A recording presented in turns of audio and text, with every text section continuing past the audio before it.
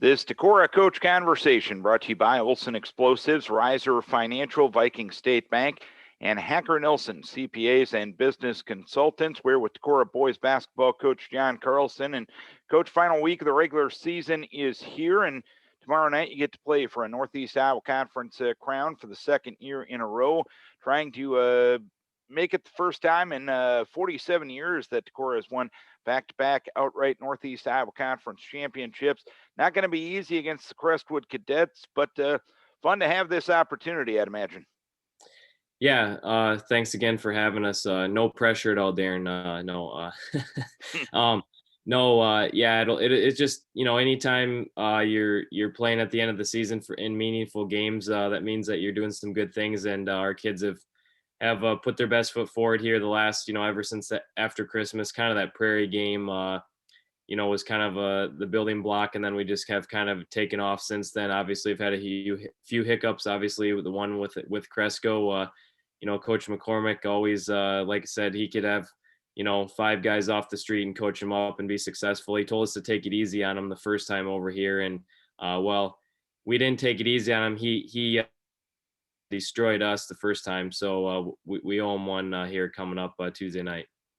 What do you take away from that game on January 21st? Crestwood ended up beating you 69-51. What do you take away from that game that will help you get ready for Tuesday night?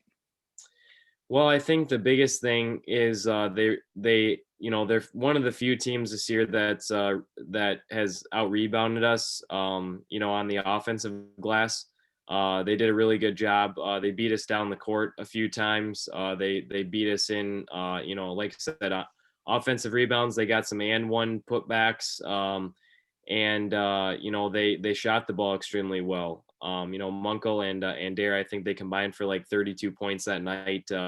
So obviously they got our attention with that. Henry gets a lot of headlines, but he doesn't score as much. He's more of a facilitator.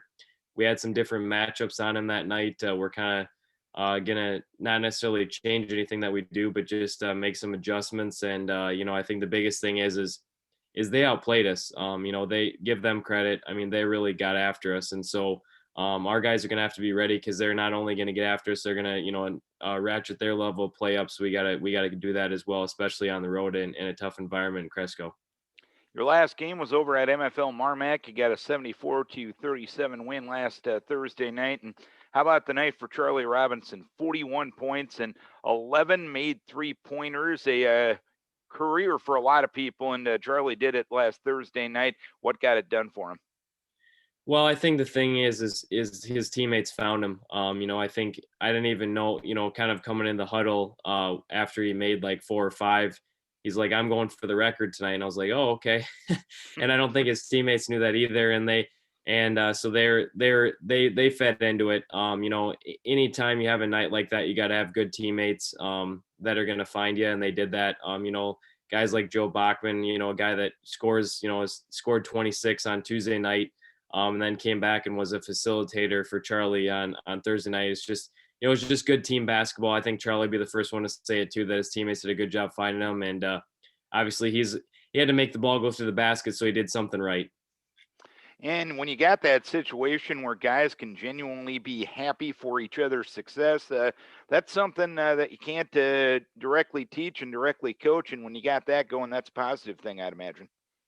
Yeah, I mean, I think I'll be honest with you. I mean that was definitely a question mark for us coming into the season because we had a lot of guys that were talented. It's just a matter of buying into that team concept. And like I said, ever since kind of after Christmas, we had some conversations about a few things with that. And I think, just them obviously having success helps. But at the same time too, I think they kind of bought into the we before that mentality of the us, but buying into the team mentality, I think has just been big for this group and not really caring who scores, but obviously knowing who our scorers are, but then having guys that can find them and other guys that have stepped up as well. So it's definitely been a good thing to see. We still got some areas to grow. Obviously, as a coach, you're always looking for areas to grow, but I think they by and large have bought into that. And last week, you added a game, making the trip down to Cedar Rapids, Washington. And from what I understand, there's a possibility of doing so later on this week. Is that correct? Yeah, I think first with the Washington game, that was a game that we scheduled, like I said, kind of late. We had a couple games with Beckman and Wallart that didn't work out, so kind of looking to fill our schedule, get a few more games on our, because originally I think in November, or excuse me, in February, without having these games, now we'd only have like 3 games, and so you want to keep your guys in a game mode, rolling, and not having a whole bunch of practices and having to listen to us harp at them all the time, and they can actually play some games. So, yeah, and so the Washington game was a good game for us as far as going down there and taking a longer bus trip. That's always a hard thing, especially on a weeknight, going down there and playing on somebody else's home floor. So that was a good opportunity for us to play against a team that has a little bit better size than us, some more length. And so I think it was definitely one of those games that is going to prepare you hopefully down the road. We'll see.